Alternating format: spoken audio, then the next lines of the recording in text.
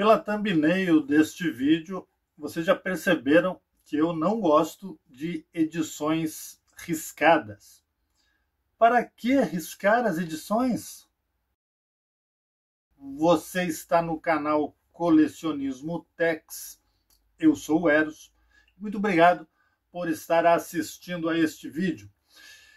Este vídeo tem por finalidade apresentar um detalhe do colecionismo que danifica as obras e as desvaloriza, que são os riscos, a caneta geralmente, nas edições.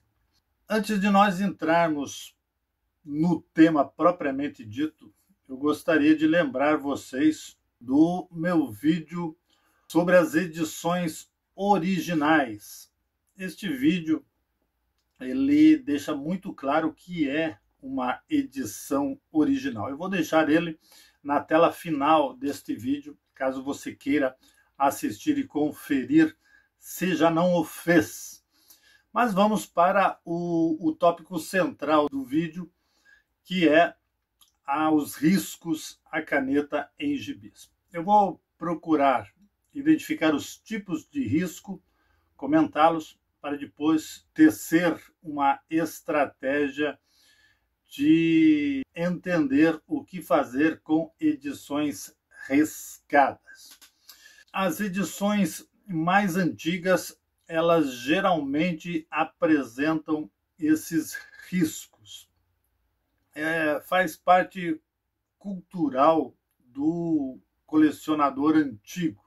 Estes riscos eles são muito comuns em gibis, porque o colecionador de gibi geralmente é um colecionador ocasional. Não é um colecionador técnico, um conhecedor de colecionismo com conhecimento técnico-cultural acerca da importância das coleções e seus valores históricos. O colecionador ocasional é aquele que gosta de ler gibis e, por gostar, ele vai adquirindo gibis. E como adquire muitos e gosta e deseja mantê-los, ele os ordena, os organiza e, consequentemente, faz uma grande reunião de edições organizadas dentro dos temas específicos deste tipo de colecionismo e, portanto, torna-se um colecionador, mas sem um grande conhecimento, um aprofundamento cultural do que vem a ser o colecionismo e a preservação dessas edições, desses itens colecionáveis. Então, é natural que esse tipo de colecionador ocasional ele tenha uma ligação mais visceral com os seus itens, mais passional, e comece a identificá-los simplesmente como um objeto de posse, algo que ele gosta, mas que ele o possui e não deseja sequer pensar que outros o possuem. Então ele vai passar a ter atitudes que não são recomendáveis do ponto de vista técnico conservador do colecionismo mais abrangente e profissional. Os primeiros riscos que nós vamos considerar aqui são aqueles riscos indicativos de posse, ou seja, geralmente os riscos de assinatura na capa da edição. Pode ser a assinatura, pode ser o nome legível do colecionador proprietário, como também pode ser uma marca criada por ele para identificar os seus itens. Então, esses indicativos têm imediata relação com o fato dele possuir e não desejar que outros possuam aquilo que lhe pertence. Por isso, indicativos de posse. Os colecionadores que assim fazem se originaram nos leitores que, por hábito, emprestavam os seus gibis. para identificar o gibi emprestado. Eles assinavam e depois reconheciam caso houvesse algum tipo de esquecimento na hora de devolver essas edições. Isso acabou se tornando um lugar comum entre proprietários de gibis que passaram a achar normal assinar as edições assim que as recebessem. Essas edições assinadas, elas perdem mais o valor quanto maior for a assinatura, a quantidade de assinatura e o local em que foi feita a assinatura, inclusive a pressão exercida sobre o papel na hora de escrever. Então, por exemplo, assinaturas muito grandes, cheio de arabescos, são assinaturas mais danosas. Assinaturas que ocupam a figura central da edição também são mais danosas. Se, por algum motivo, assinou em cima do rosto do personagem central, praticamente anula o valor daquela edição. Não sei se vocês já viram isso, mas quando se olha uma edição do Tex, em que o risco, a assinatura está no rosto do Tex, você imediatamente despreza, não suporta sequer olhar para aquela edição. Ou seja, é um dano permanente e praticamente irreversível. Assinaturas menores, mais discretas ou posicionadas na paisagem, preferencialmente em um céu, em um mar, em um fundo neutro, são assinaturas menos danosas, mas todo risco na capa de uma edição diminui o valor dessa edição. Esses riscos indicativos de posse podem também estar no frontispício, no miolo ou até no corte das edições, né? Nas laterais, né? Nos cortes das páginas, superior, lateral ou inferior. Se no corte, ele é menos danoso. Se no frontispício, ele é tão danoso quanto na capa. Difere pouco. É claro que na capa é mais importante, negativamente falando, o risco, mas no frontispício também. No miolo, nem tanto, dependendo aonde for esse risco, se na borda, se no canto. Mas edições riscadas, indicativas de posse, geralmente desvalorizam significativamente as edições. Os próximos riscos que eu quero comentar aqui são os riscos datados. Esses riscos, às vezes, vêm junto com a assinatura e são aqueles riscos indicativos da data, dia, mês e ano, em que o comprador adquiriu ou o colecionador adquiriu a edição. Esses riscos eles têm ligação com o pertencimento à época do colecionador. Ou seja, ele quer manter consolidada ali na edição a data daquela aquisição. É uma forma de escrever a sua própria história no colecionismo. Toda vez que ele olhar aquela edição, ele vai saber que naquele dia específico daquele ano ele adquiriu aquela edição. Essa prática é tão danosa quanto os riscos indicativos de posse. Mas geralmente as datas não vêm na capa. Geralmente elas são colocadas no frontispício, na folha rosto, quando não há frontispício, na guarda, enfim, em algum lugar do miolo da edição, geralmente na sua abertura, né? Esses indicativos de data apresentam menos importância justamente por não serem escritos na capa. Outros riscos muito curiosos e que podem agregar valor são os riscos de homenagem. Os riscos de homenagem são os autógrafos e as dedicatórias. Geralmente um autógrafo vem com dedicatória. Mas precisamos entender em que situação, e são poucas, que agrega valor à edição. Vamos imaginar que um um desenhista famoso, como aconteceu aqui no Brasil várias vezes, inclusive com Civitelli, vem ao Brasil e o colecionador pega aquela edição desenhada por esse artista e leva para que ele assine. A assinatura do próprio desenhista que desenhou a edição ou do roteirista que escreveu a edição, ele agrega valor à edição. Com certeza. No entanto, se o desenhista, o roteirista, ao autografar, dedicar o autógrafo ao colecionador, para Eros, um abraço, Fábio Civitelli. Se o desenhista fez isso, ele anula o valor do seu autógrafo, justamente por endereçar ao colecionador aquele autógrafo. Por que que não acrescenta valor mesmo sendo o artista ou o roteirista? Porque qualquer um que possua aquela edição vai ser um proprietário inautêntico daquela obra. Consequentemente, não há identificação e não há valor. Há até uma situação constrangedora, né? Por que que você está com essa edição? Se não é sua, se está endereçada a outro.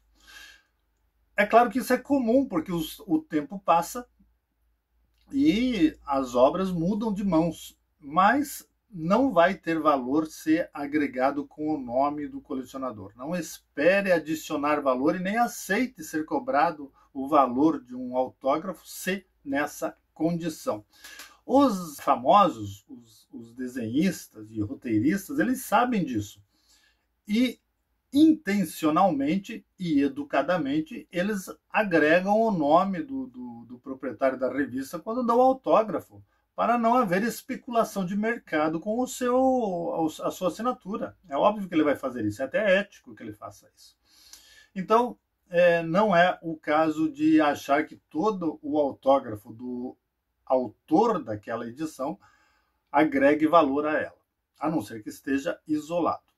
Há uma situação que pode ser exceção. Por exemplo, um famoso assina uma obra a outra pessoa que ficou famosa. Então são dois famosos. Mas, neste caso, precisa-se passar os anos para que torne-se autêntico a propriedade de uma terceira pessoa. Ou seja, as pessoas famosas, a quem assinou e a quem foi endereçado já não existem mais, e então faz sentido essa edição estar comigo. E essa edição tem muito valor, porque ela tem um famoso assinando para outro famoso e duplica o valor dessa obra. É um caso de exceção, mas, como nós podemos perceber, um caso bastante raro. Então, os riscos de homenagem podem ter valor neste caso. A maioria não é assim que acontece, né? Geralmente é um autógrafo endereçado e uma dedicatória endereçada para alguém. Um parente, um enamorado que dedique à pessoa próxima uma edição com dedicatória é simplesmente risco e geralmente, neste caso, quase sempre é bastante desagregador de valor, porque se com dedicatória há um texto, e quanto mais texto, mais risco, menos valor. E o último tipo de risco que eu quero tratar nesse vídeo são os riscos infantis. São aqueles casos em que os pais deram o gibi para uma criança pintar, se preto e branco. No Texas acontece muito isso. Quem é que já não viu uma edição antiga colorida lápis de cor? Ou então simplesmente entregam para a criança passar o tempo e a criança risca o gibi. Neste caso, obviamente que os pais não são colecionadores, né? Eles são leitores no máximo e deram o gibi ali para entreter a criança, porque aquele gibi vai ser jogado fora depois ou vai ser relido e jogado fora. Não há conexão com a edição. Só que esse material, às vezes, vai cair no mercado de colecionismo. E algumas vezes se trata de uma edição rara, como os 37 primeiros números do Tex primeira edição. Pode muito bem acontecer de algum desavisado, lá na época, ter passado aquela edição para criança, porque ia jogar fora. Aquilo ter caído na mão do colecionador, passados os anos, vendido, revendido. E quando você vê a edição está toda pintada, está toda riscada. Então, por isso, o procedimento adequado para a compra de edições antigas é pedir um vídeo do comprador. Ele mostra a capa, contracapa, lombada, mostra os cortes e folheia a revista no vídeo para que você veja o interior. Veja que um vendedor que vende muitas edições, um vendedor idôneo, que vende muitas edições, ele não tem tempo hábil, nem consegue fazer de verificar edição por edição. Geralmente ele verifica a edição na hora que está fazendo a filmagem. E depois ele nem manda a filmagem e informa a edição que eu tinha estava arriscada. Ou manda a filmagem, está arriscada, veja aí se te interessa assim mesmo. Esse é o procedimento idôneo. No meu vídeo que eu falo das edições raras e cito alguns vendedores idôneos, confiram neste meu canal. Aqueles vendedores citados lá fazem isso. Basta que você peça e eles vão gravar um vídeo mostrando a edição de acordo. Então é por isso que é complicado e delicado fazer compras pela internet sem ver a obra. A regra para fazer compras na internet é ver a obra. De preferência com vídeos ou, no mínimo, com fotos. Isso é fundamental. Muito bem, então a grande pergunta que fica é o que fazer com edições riscadas. As edições riscadas elas podem ser restauradas, mas cabe uma pergunta aí. Não seria mais fácil substituir simplesmente essa edição? Então vamos analisar dentro do colecionismo Tex, como nós fazemos aqui no canal. Não há edições no colecionismo Tex que não sejam possíveis de encontrar no mercado. Então cabe ao comprador, colecionador, ele fazer uma análise se, primeiro, vale a pena comprar uma edição com risco. Eu diria que não vale a pena, já que você vai substituí-la. Mas se, como eu, que já fiz isso, você não suporta buracos na coleção e você compra uma edição riscada, sabendo que está riscada, obviamente por um preço mais barato, para ter ali, deixar tamponado aquela ausência, ok, você faz isso, mas sabendo que você pôs um dinheiro ali que depois você vai ter que gastar novamente para comprar. Eu não me importei quando eu fiz isso, e eu tenho ainda edições nessas condições para substituição. Mas como eu sei que há uma demora para aparecer novamente no mercado, eu optei por pegar a edição riscada, mesmo sabendo que depois eu teria que comprá-la novamente. Seria a minha intenção. Mas se você não tem esse prurido de colecionador que eu tenho, você pode muito bem deixar o buraco lá e aguardar que a edição apareça em boas condições. Lembrando que edições em boas condições são edições mais caras. Não estamos falando de valores aqui, mas há de se entender isso. Quer uma edição em ótimas condições, vai ser mais caro, é inevitável. Outra coisa é a importância do risco. Então, por exemplo, eu não suporto edições riscadas, mas a edição que me aparece para a compra, ela não está riscada, a capa não está riscada. Mas a lombada não está boa, está deteriorada. Então, de repente, o mesmo vendedor ele diz, mas eu tenho essa com a lombada íntegra, só que tem risco. Mas você faz uma análise aí do que você prefere. Edições com capa riscada, dependendo do risco, é claro, naqueles detalhes que eu falei no início do vídeo, elas são preferíveis à lombada destruída, porque é questão de originalidade. Uma obra é original quanto menos itens alheio à sua produção ela tiver. O que são itens alheios?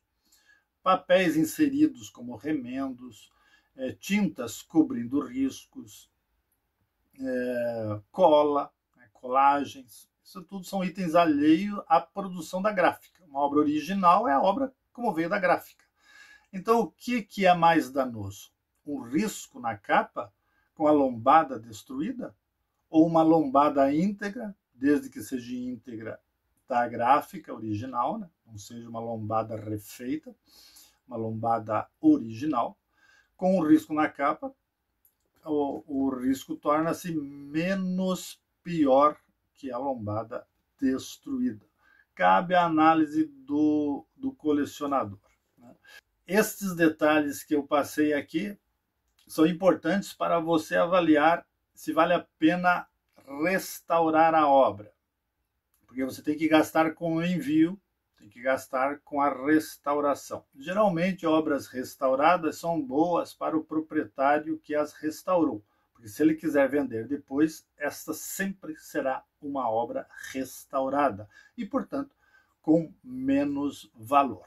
Obras restauradas servem para o proprietário que tem memória afetiva com essa obra. Essa obra era do meu pai. Essa obra foi o primeiro gibi que eu comprei na minha vida. Então, para ele, vale a pena restaurar e ele ter aquela edição numa estética melhor, né, do que toda desgalhada, como a gente fala vulgarmente. Tá? Mas para ele, vamos entender que uma obra com páginas soltas, a lombada rasgada, é uma obra original, mas não em bom estado. Agora, se a edição está com todas as páginas coladas e a lombada íntegra, mas as páginas foram coladas após a produção da edição e a lombada está íntegra porque foi refeita, esteticamente ela está melhor, mas não é mais uma obra original, é uma obra restaurada. Entendam isso para entender o que é valor de colecionismo. Não é algo assim tão simples.